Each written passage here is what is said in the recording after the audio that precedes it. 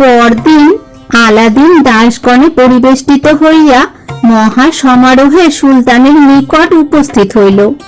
সুলতান পূর্ববৎ আদরের সহিত তাহার অভ্যর্থনা করিয়া তাহাকে নিকটে বসাইলেন। আলাদিন বলিল, জাহাপনা, আজ আপনার উজির ও প্রধান আত্মীয় বর্গের আপনার কন্যা গৃহে নিমন্ত্রণ। আশা করি আপনি অনুগ্রহ করিয়া কর্মচারী বর্গের সহিত সেখানে আপনার পদধূলি প্রদান করিবেন। সুলতান আনন্দের সহিত এই প্রস্তাবে সম্মত হইলেন এবং অধিক বিলম্ব না করিয়া সুলতান আলাদিনকে দক্ষিণে ও উজিরকে বামে লইয়া প্রধান কর্মচারীগণের সহিত আলাদিনের প্রাসাদ অভিমুখে চলিলেন। যতই তিনি প্রাসাদের নিকটবর্তী হইতে লাগিলেন, ততই তাহার হৃদয় পুলকিত হইতে লাগিল। আলাদিন তাহাকে মহা সমাদরে সেই 24 বাতায়ন যুক্ত প্রাসাদে লইয়া চলিল। হীরক রত্নাদি পূর্ণ বাতায়নের শোভা নিরীক্ষণ করিয়াই সুলতানের চক্ষু স্থির। তিনি কিয়ৎকাল স্তম্ভিত ভাবে দণ্ডায়মান রহিলেন। তাহার পর উজিরকে সম্বোধন করিয়া বলিলেন, উজির, আমার রাজ্য মধ্যে আমার প্রাসাদের এত সন্নিকটে যে এরূপ অদ্ভুত প্রাসাদ আছে, তাহা আমি জানিতাম না। উজির বলিলেন, জাহাপনা, এ প্রাসাদ দীর্ঘকালের নহে। গত পরশুদিন আপনি আলাদিনকে গৃহ নির্মাণের আদেশ প্রদান করিয়াছিলেন। সূর্যাস্তের পর আপনি অনুমতি দান করেন। প্রভাতে সূর্যোদয়ের পূর্বে এই অলৌকিক প্রাসাদ এইভাবে সুনির্মিত দেখিতে পাওয়া গেল। আপনাকে আমি পূর্বেই তো এ কথা বিস্তারিত রূপে বলিয়াছি।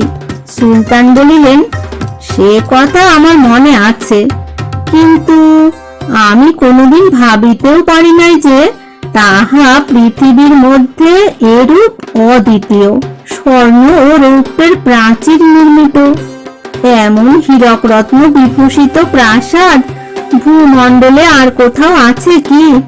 ঘুরিতে ঘুরিতে সুলতান 23টি বাতায়ন সন্দর্শন করিয়া 24টির সন্নিকটে উপস্থিত হইলেন। দেখিলেন তাহা অসম্পূর্ণ অবস্থায় রহিয়াছে। তিনি ইহা দেখিয়া অতিশয় বিস্মিত হইয়া উজিরকে ইহার কারণ জিজ্ঞাসা করিলেন। উজির বলিলেন, জাহাপনা, সময়াভাব বশত আলাদিন এটি সম্পূর্ণ করিতে পারে নাই। শীঘ্রই ইহা সম্পূর্ণ হইবে। আলাদিন কার্যোপলক্ষে প্রাসাদের অন্য প্রান্তে গমন করিয়াছিল। উজিরের সহিত সুলতানের কথা হইতেছে, এমন সময় আলাদিন তাহাদের সন্নিকটবর্তী হইল। তাহাকে দেখিয়া সুলতান বলিলেন, বৎস, তোমার এই প্রাসাদ প্রকৃতই পৃথিবীর মধ্যে অদ্বিতীয়, কিন্তু একটি বাতায়ন অসম্পূর্ণ অবস্থায় দেখিয়া আমি কিছু বিস্মিত হইয়াছি। এরূপ অসম্পূর্ণ অবস্থায় ইহা ফেলিয়া রাখিবার কারণ কি? সময়াভাব, ভ্রম না উপেক্ষা? আলাদিন বলিল, সময়াভাব কিংবা ভ্রম ইহার কারণ নহে। আমার একমাত্র আশা আছে, জাহাপনা অনুগ্রহ করিয়া এই বাতায়নটি অন্যগুলির ন্যায় সুসজ্জিত করিয়া দিবেন। ইহাতে আমার যথেষ্ট সম্মান বৃদ্ধি হইবে। এই অভিপ্রায়েই কারিগরগণকে ইহাতে হস্তক্ষেপ করিতে দিই নাই। সুলতান বলিলেন, ভালো ভালো, তোমার কথা শুনিয়া আমি সন্তুষ্ট হইলাম। আমি অবিলম্বে আমার কর্মচারীগণকে এই বাতায়নটিকে সুসজ্জিত করিয়া দিবার আদেশ প্রদান করিতেছি। সুলতানের আদেশে রাজধানীর সর্বপ্রধান জহুরি ও স্বর্ণকারগণকে আহ্বান করা হইল। সুলতান আহারাদি শেষ করিয়াছেন, এমন সময় জহুরি ও স্বর্ণকারগণ আলাদিনের প্রাসাদে উপস্থিত হইল।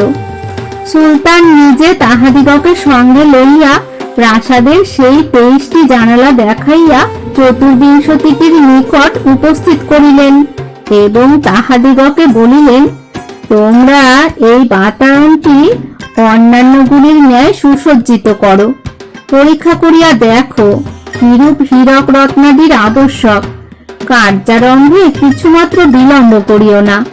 স্বর্ণকারগণ ও জহুরীগণ বিশেষ মনোযোগের সহিত সেই 23টি বাতায়ন পরীক্ষা করিল। তাহার পর সুলতানের নিকট উপস্থিত হইয়া বলিল, জাহাপনা, আপনার আদেশ পালনে আমরা বিশেষ উৎসুক রহিয়াছি, কিন্তু এরূপ মূল্যবান ও উৎকৃষ্ট হীরক রত্নাদি এত অধিক সংখ্যক কোথায় পাইব যে এই কার্য শেষ করিব? সুলতান বলিলেন, আমার ভাণ্ডারে এরূপ রত্নাদি প্রচুর পরিমাণে আছে। আমার প্রাসাদে চলো, আমি তোমাদিগকে সে সকল দেখাইয়া দিব। তোমরা আবশ্যক হীরকাদি মনোনীত করিয়া লইবে। আগ্রহাতিশয্যে সুলতান নিজেই কারিগরগণকে সঙ্গে লইয়া স্বকীয় প্রাসাদস্থ রত্ন ভাণ্ডারে প্রবেশ করিলেন এবং আলাদিন প্রদত্ত হীরক রত্নাদি তাহাদিগকে দেখাইতে লাগিলেন। তাহারা সেগুলি লইয়া কাজ আরম্ভ করিল, কিন্তু সেই সকল হীরক রত্নের সংকুলান হইল না। সুলতান তাহার ভাণ্ডারের যাবতীয় রত্ন এবং বহু সংখ্যক উৎকৃষ্ট হীরক প্রদান করিলেন, কিন্তু তাহাতেও কোনো ফল লাভ হইল না। প্রায় 1 মাস পরিশ্রমের পর কারিগরেরা বাতায়নটি অর্ধসমাপ্ত অবস্থায় রাখিয়া চলিয়া গেল। আলাদিন তাহাদিগকে পুনর্বার আহ্বান করিয়া সুলতানের সমস্ত হীরক রত্ন বাতায়ন হইতে খুলিয়া লইয়া তাহার ভাণ্ডারে রাখিয়া আসিবার আদেশ করিল। তাহার উদ্দেশ্য সিদ্ধ হইল। কারিগরগণ প্রস্থান করিলে আলাদিন প্রদীপ খসিয়া দৈত্যকে তাহার সম্মুখে উপস্থিত করিল। আলাদিন বলিল, দৈত্যরাজ, যে বাতায়নটি অসজ্জিত অবস্থায় আছে তাহা অবিলম্বে সজ্জিত করো। কয়েক মুহূর্ত মধ্যে বাতায়নটি অন্যগুলির ন্যায় সুসজ্জিত হইল। এদিকে কারিগরগণ সুলতানের সমীপে উপস্থিত হইয়া করজোড়ে নিবেদন করিল, জাহাপনা, আমরা কতদিন ধরিয়া কিরূপ কাজ করিয়াছি তাহা আপনার অজ্ঞাত নহে। আমরা এতদিনে অর্ধেকটুকু কাজের বেশি করিতে পারি নাই।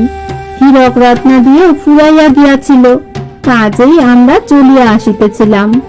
আপনার জামাতা আমাদিগকে পুনর্বার ডাকাইয়া আপনার হীরক রত্নাদি খুলিয়া লইয়া আসিবার আদেশ করায় আমরা তাহা লইয়া আসিয়াছি।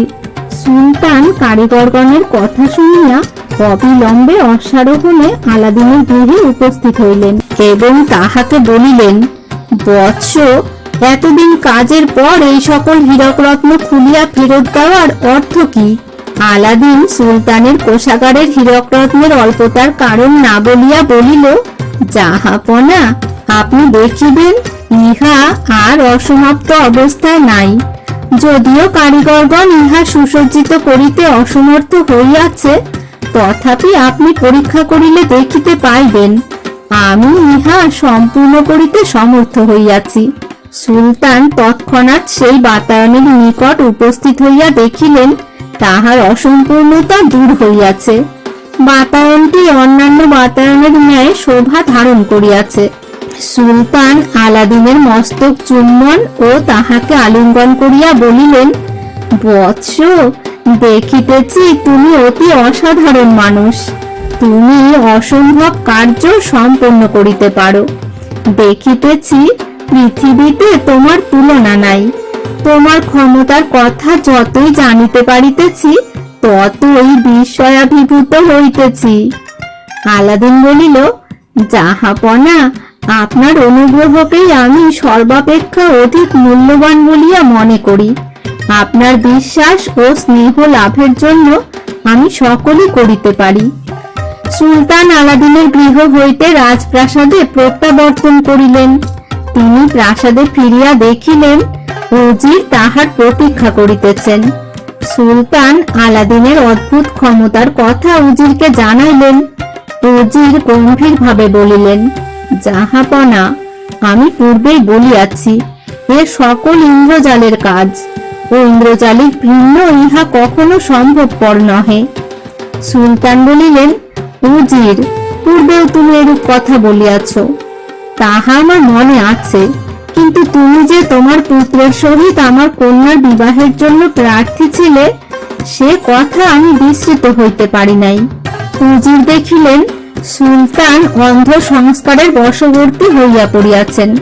সুতরাং তিনি সুলতানের কোনো কথার প্রতিবাদ করিলেন না, কিন্তু তাহার সন্দেহ দূর হইল না। সুলতান প্রায় সর্বদাই নিজের প্রাসাদ বাতায়ন হইতে আলাদিনের প্রাসাদের প্রতি সতৃষ্ণ নয়নে চাহিয়া থাকিতেন এবং মনে মনে তাহার প্রশংসা করিতেন। আলাদিন ক্রমেই সুলতানের অধিক প্রিয়পাত্র হইয়া উঠিল। সর্বসাধারণে আলাদিনের দানশীলতা, বীরত্বের ও পাণ্ডিত্যের প্রশংসা করিতে লাগিল। রাজ্যের অনেক গুরুতর কার্য আলাদিনের সহায়তায় সম্পন্ন হইতে লাগিল। একবার রাজ্যে ঘোর বিদ্রোহ উপস্থিত হইলে আলাদিনের সাহস ও কৌশলে বিদ্রোহী দল পরাজিত হইয়া সুলতানের বশ্যতা স্বীকার করিল। সুলতান আলাদিনকে তাহার দক্ষিণ হস্ত মনে করিতে লাগিলেন। এই রূপে পরম সুখে আলাদিনের কয়েক বৎসর অতিবাহিত হইল। আলাদিন সুলতান জাদির রূপসুধা পানে বিভোর হইয়া প্রেম সাগরে ভাসিতে লাগিল। নিত্য নব নব প্রমোদ কল্পনায় আত্মবিস্মৃত হইল। এদিকে আফ্রিকার সেই জাদুকর স্বদেশে বসিয়া অনেক সময়ই আলাদিনের কথা চিন্তা করিত। সে যদিও স্থির জানিত আলাদিন পর্বত গুহা হইতে কখনো উদ্ধার লাভ করিতে পারে নাই, নিশ্চয়ই অনাহারে প্রাণ ত্যাগ করিয়াছে, তথাপি সময়ে সময়ে তাহার মনে হইত হয়তো আলাদিন কোনো কৌশলে বাঁচিতেও পারে। আলাদিন জীবিত আছে কিনা তাহা নিশ্চয় রূপে জানিবার জন্য কৌতূহল বশে জাদুকর একদিন আলাদিনের জন্মপত্রিকা বাহির করিয়া বিশেষ মনোযোগের সহিত তাহা পরীক্ষা করিতে লাগিল। অনেকক্ষণ পরীক্ষার পর সে বুঝিতে পারিল পর্বত গুহায় আলাদিনের মৃত্যু হওয়া দূরের কথা, সে মহা সুখে ঐশ্বর্য মণ্ডিত হইয়া বাস করিতেছে এবং রাজকন্যার পানি গ্রহণ করিয়া প্রমোদ স্বপ্নে মশগুল হইয়া আছে। চীন সাম্রাজ্যের মধ্যে তাহার ন্যায় সম্মান, সুখ, সমৃদ্ধি ও সৌভাগ্য আর কাহারও নাই।